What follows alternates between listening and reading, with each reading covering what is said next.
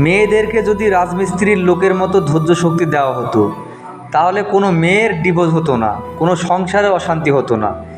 একটা লেবারকে সকাল 8টার সময় জয়েন্ট হতে হয়, বিকাল 5টার সময় ছুটি হয়। এই 8-9 ঘন্টা মিস্ত্রির গোলাম হয়ে যেতে হয়। মিস্ত্রি যে হুকুমটা করে সেই হুকুমটা সঙ্গে সঙ্গে শোনা লাগে।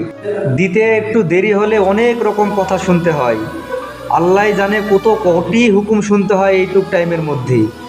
আর কিছু কিছু মেয়েরা স্ট্যাটাস দেয় আমি নাকি স্বামীর সেবা করি, আমি স্বামী ভক্ত, স্বামীর পায়ের নিচে নাকি জান্নাত। সেই সব মেয়েদেরকে সারাদিনে 4বার যদি হুকুম করা যায়, সেই সব মেয়েরা উত্তর দিবে আমি পারবো না। কিন্তু একটা রাজমিস্ত্রির লেবার যদি কখনো পারবো না বলে, তার পরের দিন থেকে তার আর কাজ হয় না। কি সারা দিনের মধ্যে যে কত কোটি হুকুম শুনতে হয় একমাত্র রাজমিস্ত্রির লেবাররাই জানে। যেসব মেয়েদের স্বামী রাজমিস্ত্রি কাজ করে সেই সব মেয়েদেরকে আমি একটা কথা বলতে চাই, কাজের সাইডে কোটি কোটি হুকুম শোনার পর বাড়িতে গিয়ে তোমাদেরকে একটা হুকুম করার পর সেই হুকুমটা যদি না শোনো তাহলে কতটা কষ্ট হয় একমাত্র সেই লোকটাই জানে।